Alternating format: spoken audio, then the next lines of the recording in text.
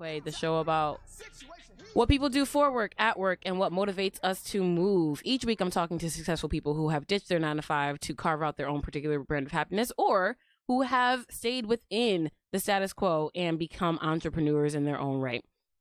Consider this your morning motivation and your weekly invitation to find what your passion is and figure out how to work it out. All right, so my guest today is an old friend of mine who is in some ways a part of mine and Jesse's love story. Oh yeah, in some ways. In some ways, a little bit. Amy Parulis, who is the community relations manager at Denali Outdoors. For those of you who are New Haven natives or New Haven to your core, you may remember Denali when it was on Broadway, and its sister store Trailblazer when it was that's technically Elm that it was on. Yes, it was Elm Street. Elm, right across the street on Elm. If only you would only remember if you're New Haven to your core, or you might also remember if you are a Yalie from California. Experiencing your first winter here on the West. Or actually, you might just know it because you spend a lot of time at these shops at Yale. Denali New Haven has figured out a way to kind of be a part of the heartbeat of New Haven, bringing cool events like the Gauntlet to New Haven parks and participating in all sorts of cool community activities. And I have Amy Parulis here who's going to tell us a bit about the origin story and about what she does for work. Yeah. Hey, how's it going? I'm good. How are you? I'm doing good today. So in New Haven now, we don't have the Trailblazer in Denali, but we do own Patagonia New Haven. Whoop, whoop. So that is us. For all of you who may have been confused and thought Patagonia drove us out, nope. That is actually us. We independently own and operate it as a Patagonia storefront. So that is still us, and that's part of the reason we are still very involved in New Haven. It's just kind of a name change, basically. Yeah. But so we do a lot of events throughout. We have 7 stores altogether, including Patagonia New Haven. So then 6 of them are under the Denali name. And Trailblazers no more? No. Oh, I didn't no know that. Trailblazer there. Oh, Yes, you haven't been to the shops at Yale. Well, no, I also I thought so. Brantford is a Denali. Correct. Brantford and Mohegan Sun are Denali's. Yeah, we were, having that split identity was a little too much. It was a thing. Yeah, it was hard for us and hard for other people to understand. So we decided to just go with the one name. So even though we started as Trailblazer back in, it was like 94 or 95 here in New Haven, it was decided to go with the Denali name. And so all of our other stores are in that Are Denali under that name. Yes. Nice. Yeah. And where are your other stores? So the Westfield Trumbull Mall, we have a store. We Main Street in Brantford, right on the green. Old Saybrook on Main Street. The shops at Mohegan Sun. Wakefield, Rhode Island, which is, if you don't know Wakefield, it's right by Narragansett. So if you're going to go to take the Block Island Ferry, it's not far from there. And then we just opened up on Thayer Street in Providence at Brown. Very nice, very nice. And that Brown store, I haven't had an opportunity to get out there yet.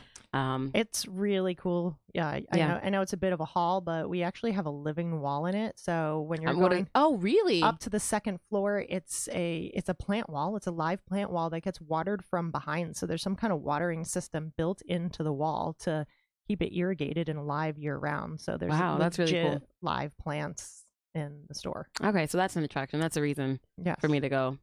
Not Chris Mejias, who is he the GM? He's the associate manager. He's the associate. That's his official title. Yeah. So Chris Mejias used to be the manager here in New Haven and was in my wedding. Oh yeah. I'll go visit the store in Brown for the live wall, not necessarily Chris Mejias. Yeah. Well, you want to visit Ashley out there too. Oh well, you know, she came to the wedding, but if I'm not visiting Chris, you know what? She was the one who gave me the first picture of you. Really? Up for the she wedding. did. She spied on me, and I'm like, not on me for me. You. And she was sending me pictures, so I got to see before you shared pictures. So it was kind of like on the sly. I think it was like a private Instagram message kind of thing. That's so funny. So, she helped me see your wedding from Okay. afar. All right. Shout out to Ashley then. Yeah. Yep. Okay. So Amy, tell everyone what it is you do. So as the community relations and events manager, I plan and put on a lot of events that we do, and some of them I help the stores put on. If the stores have ideas, we help get them off the ground and get the promotions they need for it and the flyers and whatnot. So right now is a super busy time. A couple days ago, 2 days ago, Sunday, we put on a fall fest at our old Saybrook store to benefit Bushy Hill Nature Center, which is up in Ivoryton, and they actually brought some of their animals from their farm. So we had a goat and some chickens and some bunnies, and we had a whole bunch of arts and crafts. They were doing corn husk dolls. Wow. Making... Oh, I saw the picture of the goat. Oh, yeah, Helen the goat. I saw the goat. We love Helen the goat. And then we had like pumpkin decorating and pumpkin cookie decorating. And instead of a piñata, what you can do is you get a bale of hay and you break it open and you put some candy or like the spider rings in, and the kids can like dig through the hay. Yeah, that's cool. It's a little safer, I think, than a piñata, but you end up with hay on you. But it's a lot of fun to see the kids playing in the hay. So yeah, that was 2 days ago, and now this coming weekend we have our 7th annual fall Run the Gauntlet race at Lighthouse Point Park here in New Haven. And so what is, as it pertains to like your work, what does that mean to be like a community relations manager for a project like the Gauntlet? So for the Gauntlet, one of the things is working with the nonprofit that it's going to benefit. So all the events that we put on benefit local nonprofits. And in this case, it's the Soundview Family YMCA, who's based in Brantford. And it's kind of connecting with them, whether it's getting the volunteers, getting them. They actually put on a Gauntlet training for their members that are interested in doing it. So coordinating, getting them some obstacles for it, getting them flyers. We have a banner that we put up there. So part of my job is connecting with the nonprofits and the local organizations that are doing it. And we get some of our brands. We have the North Face, Smartwool, and Merrill are major sponsors of the race. So connecting with them, making sure that they're available to have a booth at the race. Other organizations. So we have Quinnipiac Physical Therapy wants to come down and take part. What's really fun this time around is Remax Showcase is bringing the hot air balloon. Whoa. So one of those interesting things with that was there's going to be a hot air balloon this Saturday? Sunday.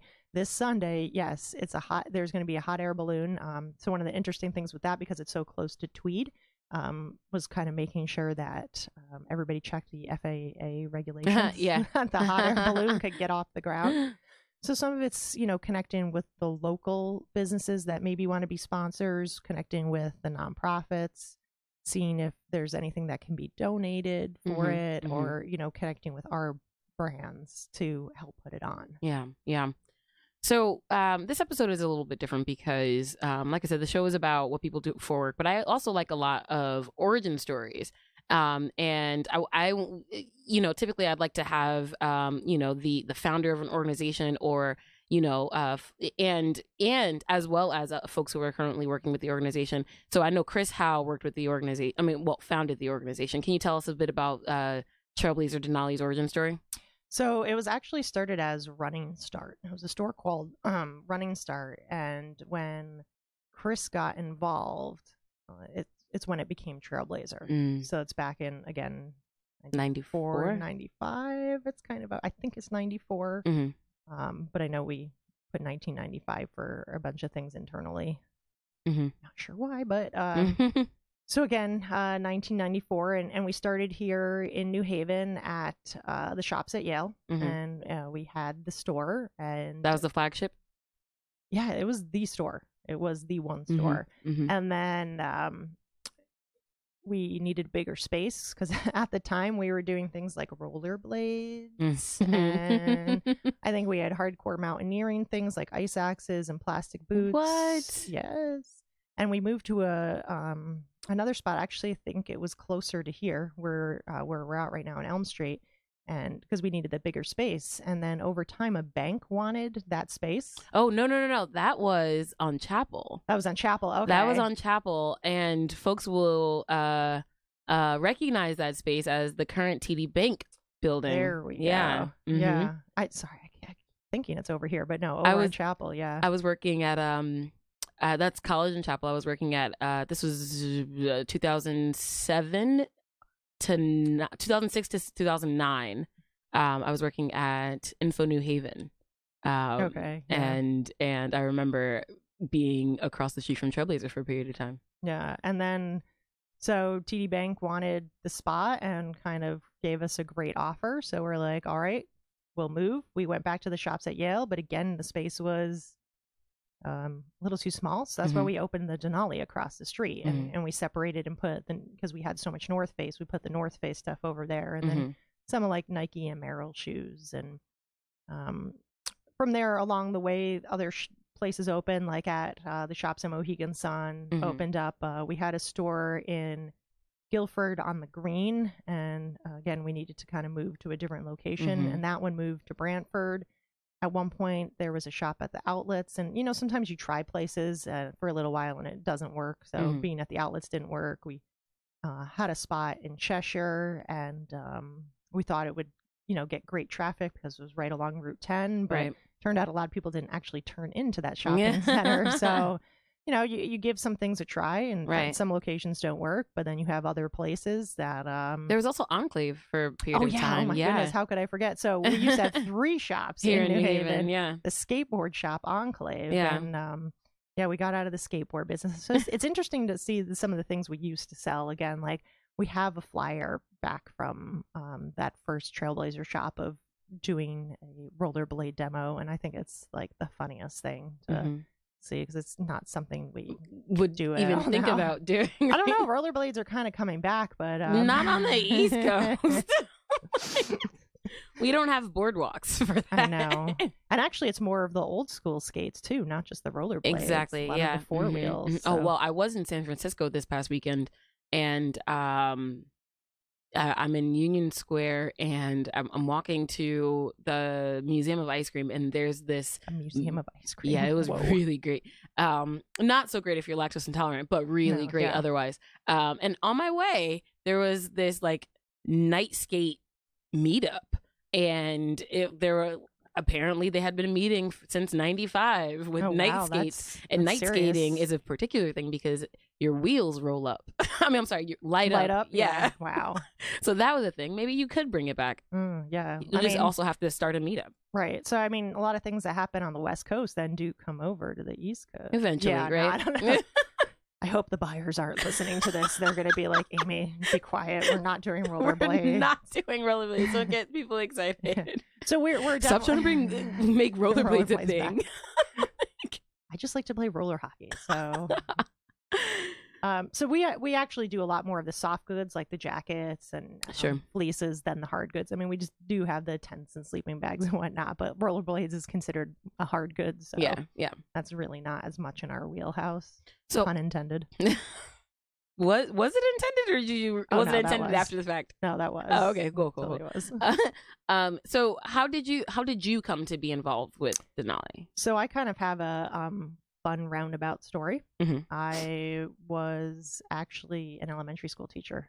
What? Yes, for 4 years in Ledyard, and Ledyard doesn't exist in reality, though. It's like it's the town that New Haven makes fun of for not existing. That's interesting. Yeah. Well, it does exist, and I did teach there, or maybe I didn't. Maybe that was all a dream. Right. But at that time, my dad and I really got into hiking the 4,000 footers in New Hampshire. Wow. And I was spending a lot of money on gear. Yeah. So I got a part-time job at Eastern Mountain Sports in Waterford, which is now closing or closed. And so obviously, I had summers off and whatnot. So I think I'd work like one night a week when school was in session, and then I'd work more often in the summer. And that helped fuel my gear habit. And I just really got into the outdoor industry, and I liked everything about it, being outdoors, trying to encourage people to get outdoors.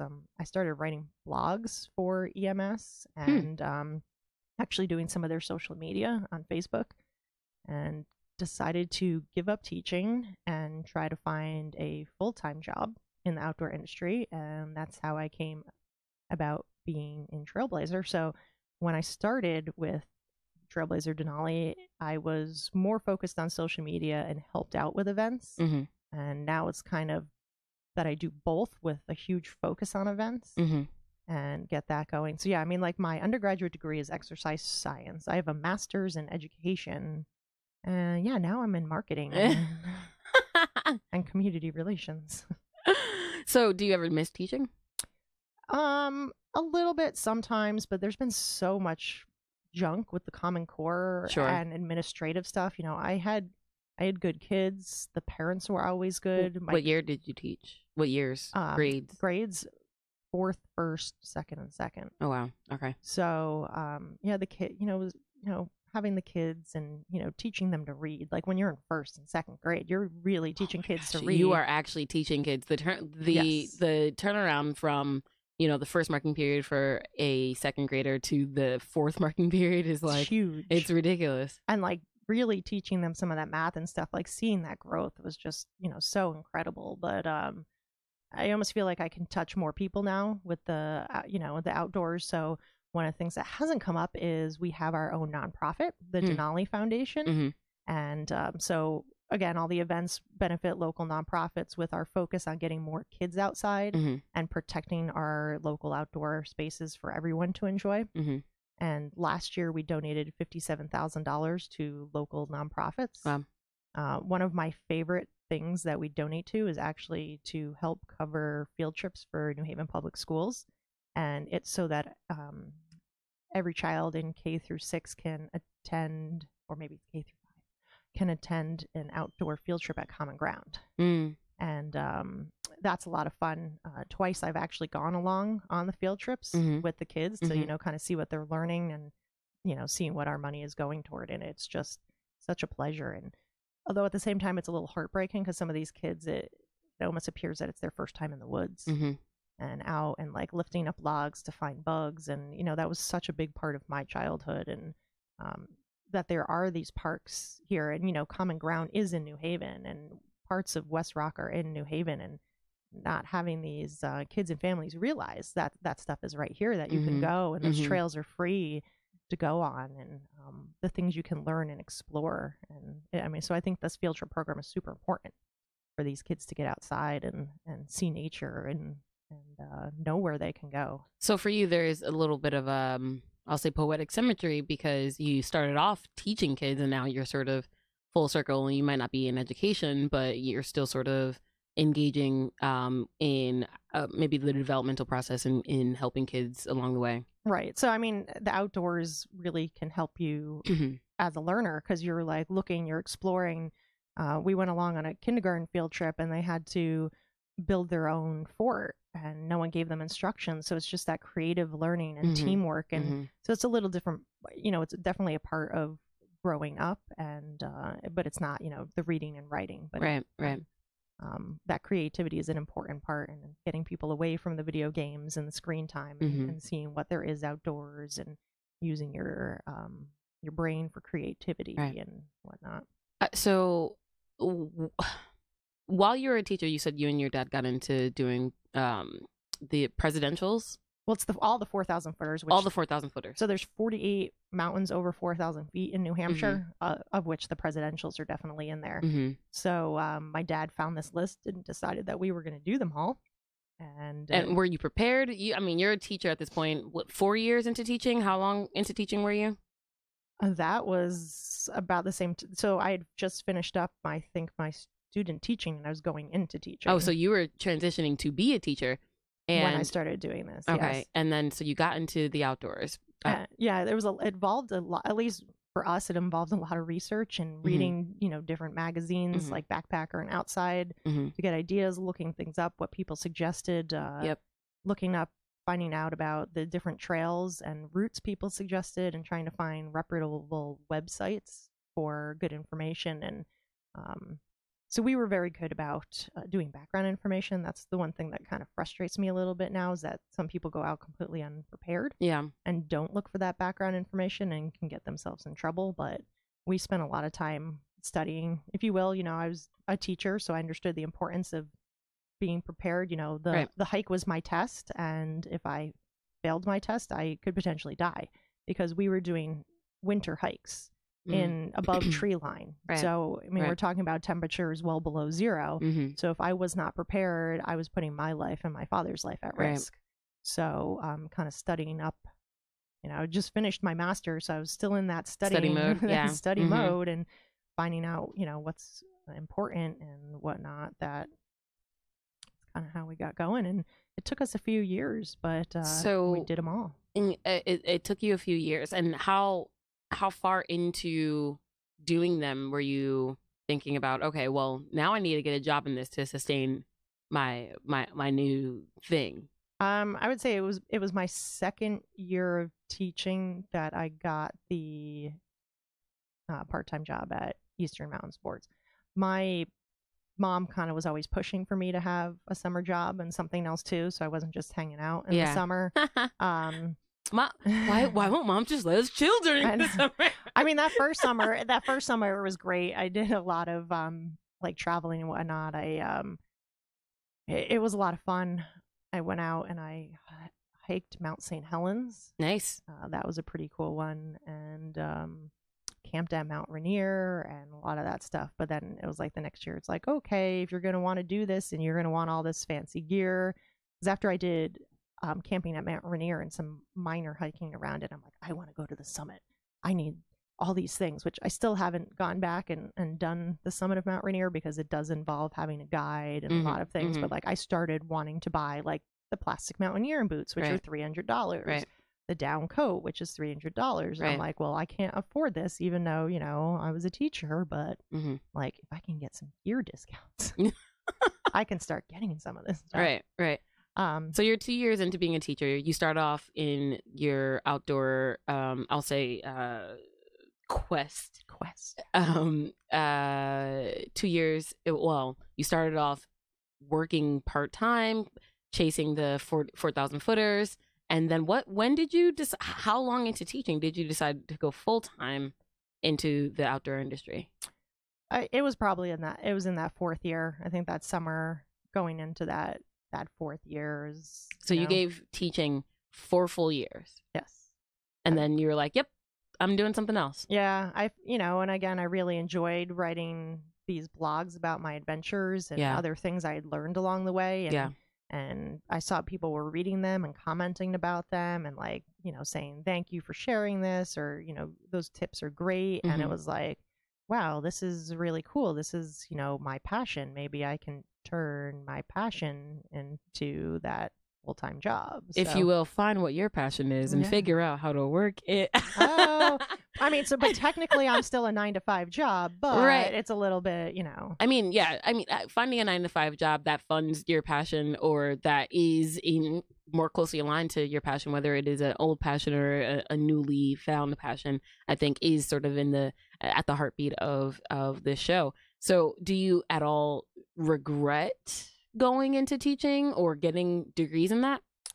No, I think the master's in education has helped me. I think it helped me be a better writer, because if I had to teach writing, I had to learn it more and understand it better, which has helped me like writing the blogs and thinking about when I'm writing copy on whether it's Instagram or Facebook or reaching out to a nonprofit. I definitely think some of the things I learned in my master's has helped me, because again, it was just a master's in education, so it wasn't necessarily totally all geared toward elementary, but that degree definitely helped shape me. Yeah.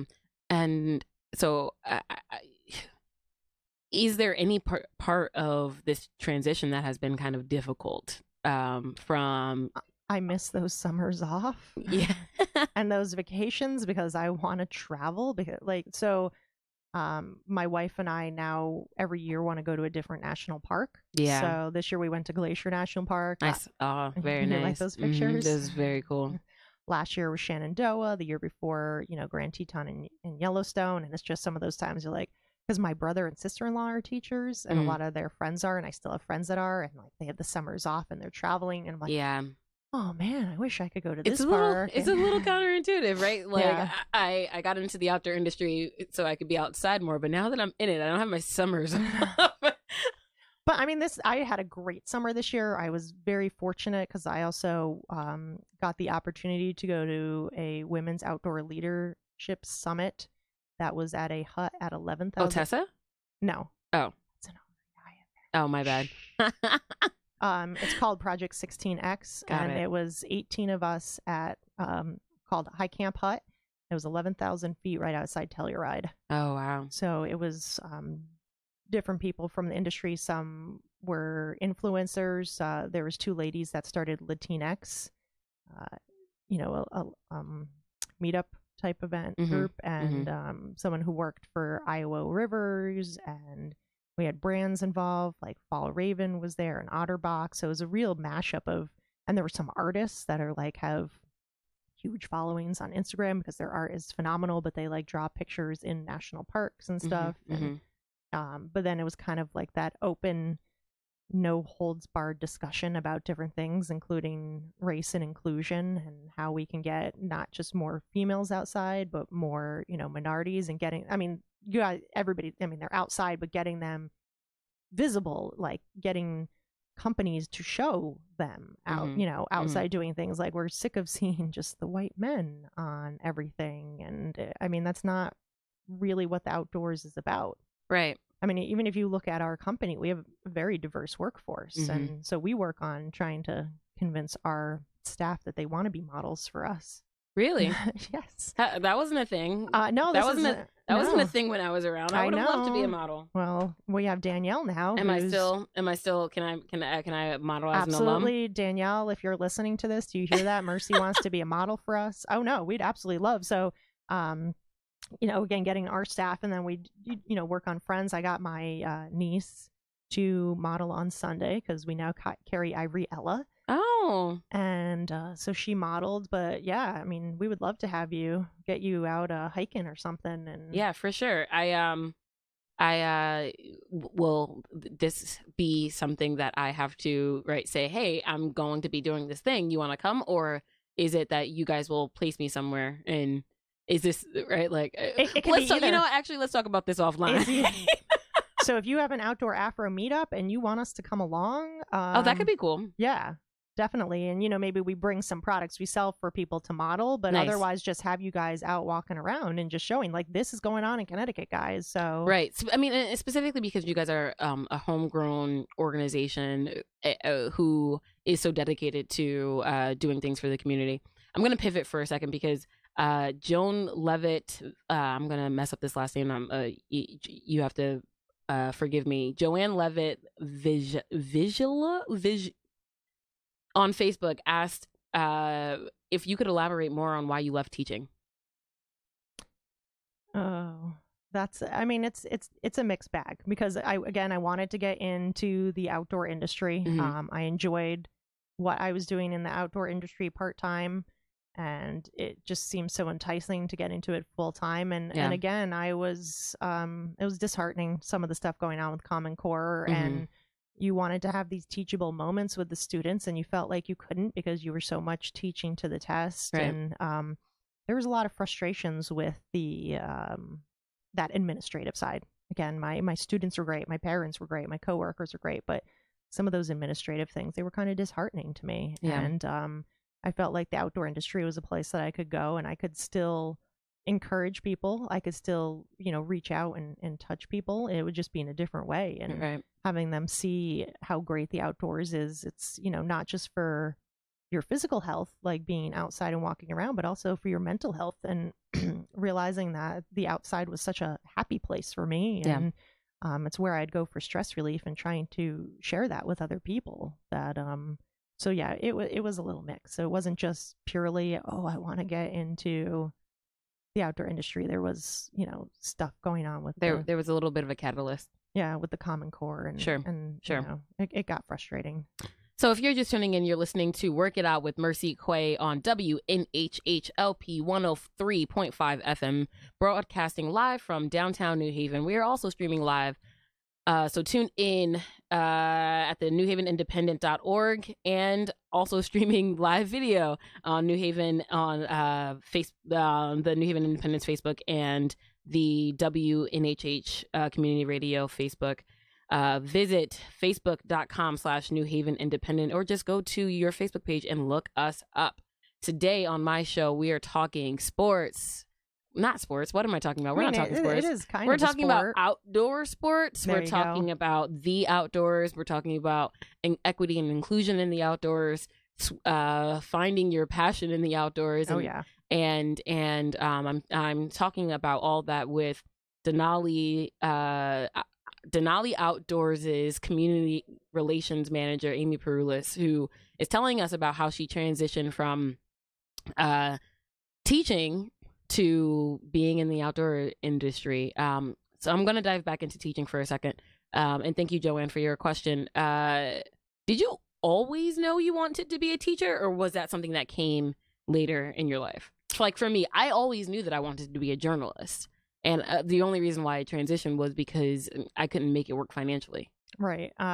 All my life growing up, I just wanted to go to the University of North Carolina. That's what you... And that's what I What did. do you want to be when you grow up? I want to be a student at the Tar university. Heel. I mean, so Why? why did I want to be a Tar Heel? Yeah. Because that's where Mia Hamm was going. So back when I was in like second grade, I think she was in college. And I loved soccer, and that's where Mia Hamm went, and she was the best soccer player. So I'm like, I want to be a Tar Heel. But I mean, it does get a little better. My fourth grade teacher was a Tar Heel. So 2 years later, you know, I'd first gotten this idea of wanting to be a Tar Heel. I don't know what school my fourth grade teacher went. I think this is a little bit of confirmation bias that you wanted something and then you found the people around you. Absolutely. So she had, you know, like Tar Heel garbage can. She had the mini basketball hoop, which of course are things that I had then when I was a teacher in my classroom. Yeah. So influencing all the future Tar Heels. Yes, absolutely.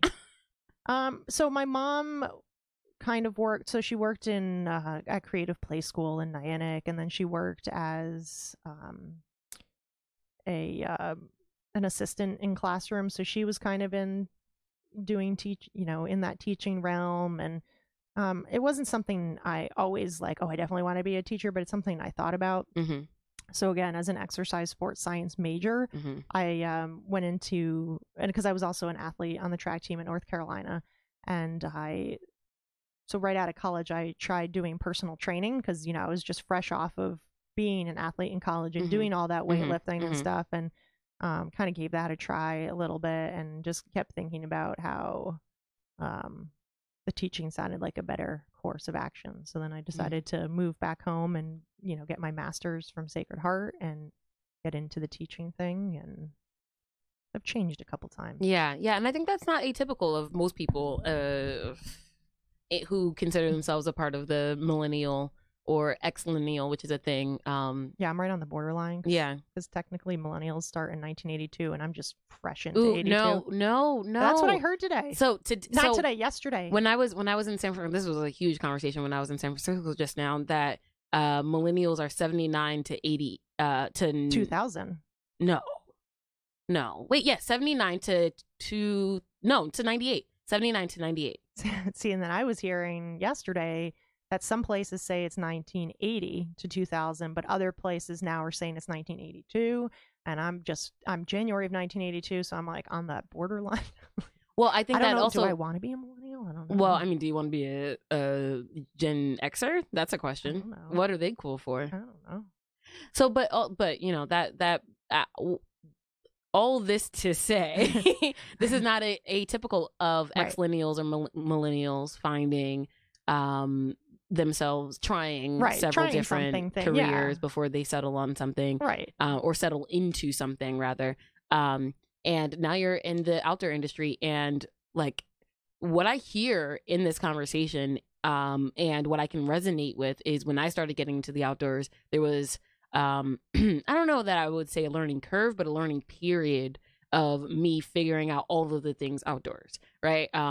Learning the tech, learning the industry, learning the brands and the people in the field and in the industry. For you, what was the hardest thing in transitioning?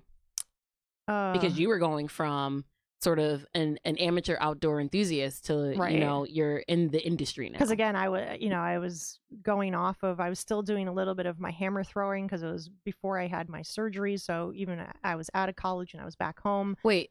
Yeah, I threw the hammer, and I had a world ranking my senior year of college in the hammer throw. I was going to let that slide, and then I was like, I like checked my mental catalog for sayings that people say, and I was like, is hammer throwing a saying that I'm not aware of? No, it's a thing. It's a track and field event. It's a shot put on the end of a wire. Not in the city. No. So in Connecticut, it's only competed at a couple invitationals and at the state open level because of the danger. A lot of high schools don't have the appropriate facilities to the cage. It's really the cage, because you have the circle. It's the same throwing circle as shot put.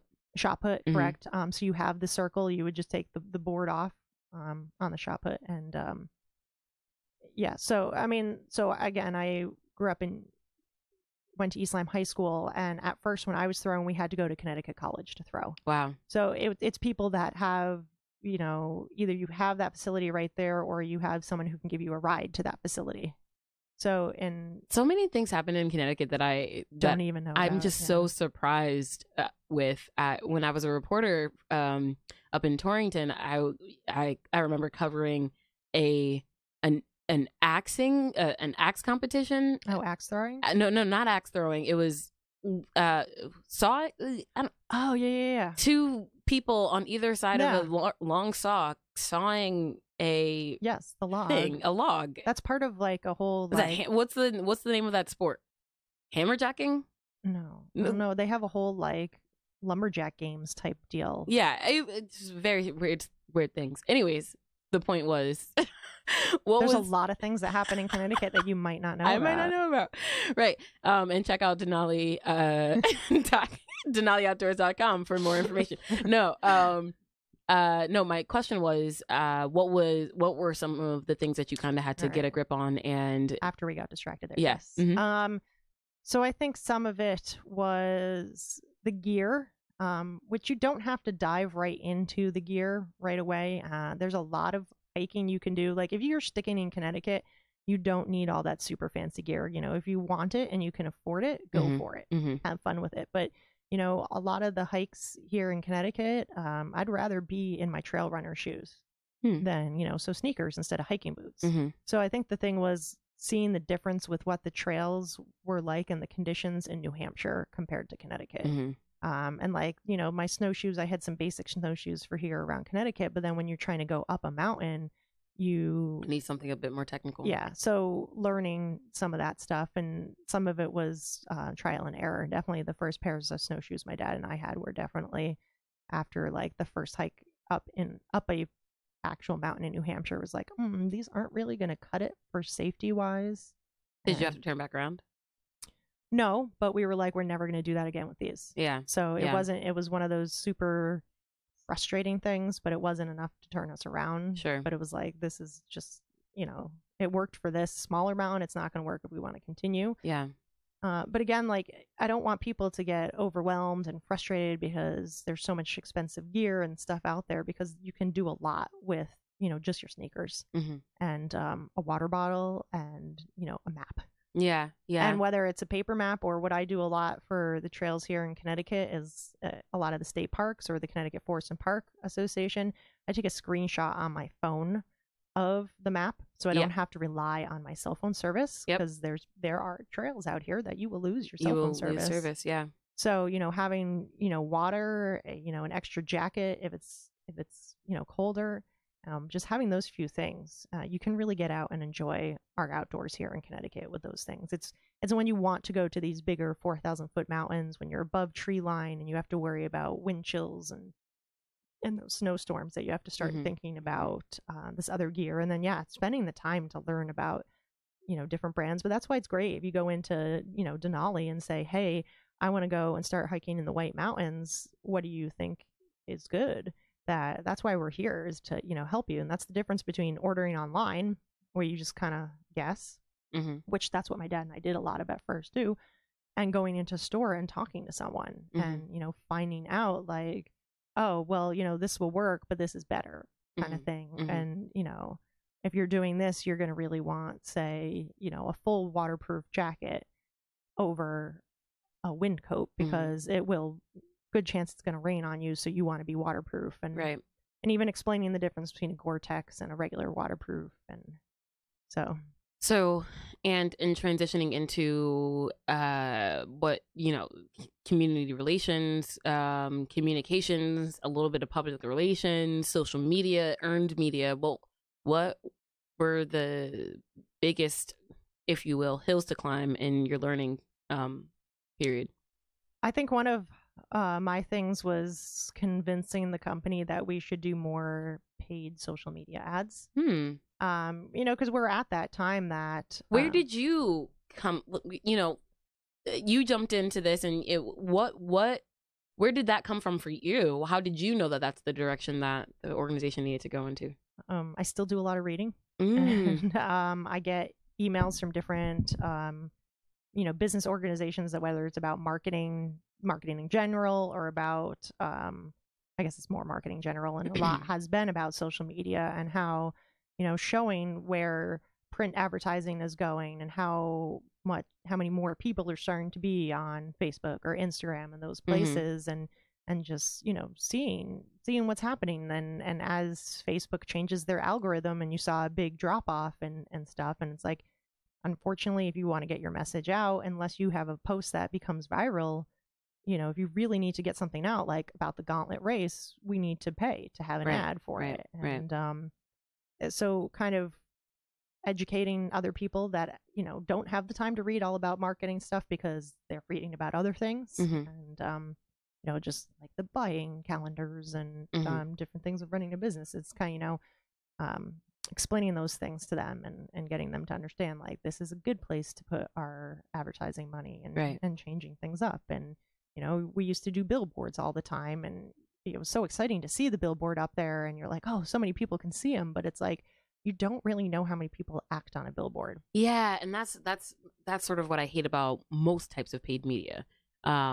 Commercials, billboards, or if we're talking old school, we're talking print ads, that kind of thing, or even radio, right? You know that people hear and see it, sure, but are people following up on your call to action? Right. And with the social media, like the Facebook and Instagram, you can see, Those are measurable right. action. Yeah. Exactly. You can see the click throughs. You can see how many people saw it, and then how many people clicked on it. And you have your Google Analytics that sees then if they went over to the blog to find out about Gauntlet, how long they stayed on it. Right. Did they go to another page then to read something Right. else? So just having that tangible, measurable is it's so golden right now. So did you, in making this career change from education to now marketing, did you take any courses, or, you said that you were reading, you were kind of keeping yourself abreast of, where the marketing industry was, because now you're not just entering one new industry, you're entering two new industries simultaneously. Right. So I've done a couple, like, online a little bit. I tend to do more like finding webinars and Mm-hmm, stuff. mm-hmm. And no, so I didn't have any, there was no social media class when I was in college, because I mean, I didn't even get my cell phone till I was 20.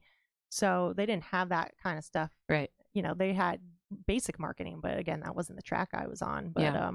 so it was more like, as these articles are coming out, just read them and try to find as much, and just stay abreast to what is the latest going on. And whether it's doing webinars, or there was like two small, again, class things I did that took a couple hours, and you do a little bit with it. But So what pieces of, advice, what gems of advice do you have to folks who are transitioning from one career and getting into a whole different career that isn't related? again, if the more research you can do to try to find out, try to get on those professional email lists, so you get that latest news about what's going on. And again, social media is constantly changing, um, and that, so you really need to stay up as much as you can on it. So Right. if you're changing, make sure you kind of get yourself immersed, and you're getting those. And I don't have a chance every day to read all those emails that come in, but if something catches my eye, or if I have a little bit of a downtime, I go and try to read and catch up on some of that stuff, and just really become a student of that new industry that you're in. You got to constantly be learning. Right. Even Right. if you're in the same industry, things are always changing and evolving. Yeah. Just keep learning. That's the teacher in me. Yeah. And so I asked earlier what the hardest thing was in transitioning. What's been the easiest thing for you in transitioning? I think because I love the outdoors again, and it's my happy place, and I get stress relief, and to be able to share that with others, and share my joy for the outdoors is just like, And it's great when you help someone also find out and enjoy it, and seeing the joy on their face when they try something for the first time, or they come back and say, oh, I did this, or thank you so much. And it's just, you know, those feelings.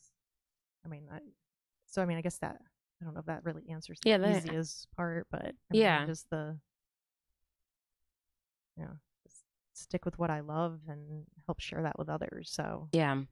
And if someone said that they wanted to get into the profession, the outdoor industry, or in marketing, what would you say to them? Well, with the outdoor industry, I mean, if you're into the outdoors, if you're the hiker, if you're the bike rider, the canoeer, paddler, just really be showing that that's what you do and that's what you love, and see how you could evolve with that. Ask to be a guest blogger for an outdoor company, whether it's, if there's a brand you really love, and see if you could do it for them. Or if it's a company like Denali, say, hey, I do a lot of this. I'd love to, be a guest blogger and kind of show off. Show off what what you do in the outdoors, and how you are marketing yourself. And I mean, again, if you just want to do marketing, you really got to show it off in your own social profiles, like on your own Instagram. Right. If you have that public Instagram or Twitter, like, show that you can be a professional and that you understand the latest of what's going on. Right. All right. And finally, after getting to know you and knowing a bit about your journey, I think people are going to want to know, or at least I think people are going to want to know, what gets you worked up? What gets me worked up? Protecting our public lands. Say more. So one thing, Connecticut people, question number 2 on our ballot this November is basically about protecting our public lands here in Connecticut. If anybody wants to, at the state level, sell off any of our state parks or public lands, it's basically, if you vote yes, it's saying that it has to go to a committee. It has to be open. It has to be something that there's feedback on, that you cannot just sell or trade or give away any of our state public lands without going to public hearing. Yes. So it's kind of protecting our lands from someone trying to do a land swipe.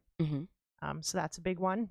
That's super local for us. I mean, that's super exciting for me, but also on the national level, when some of our beautiful public lands are being shrunk and being told that they don't need to be that big, and then you're finding out that, they did it because they want to mine there and destroy the lands. And again, I love our national parks. I love being outside, and I think it's really important that we have these public lands. Like, I go up to the White Mountains all the time, and it's the White Mountain National Forest that we go to. And if we don't have state parks, if we don't have land trust lands, there's not going to be anywhere for us to go to get outside, to get the fresh air, to be one with nature, to have that stress relief. And it drives me nuts. And like, when I see people vandalize and spray paint around the parks, and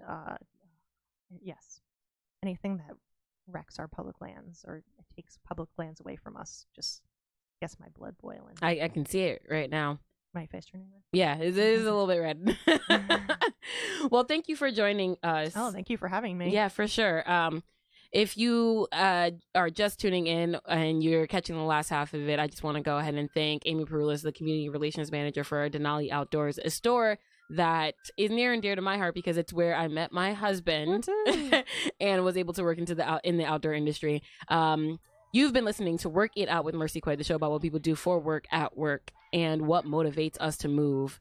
Catch us next week and at a new time.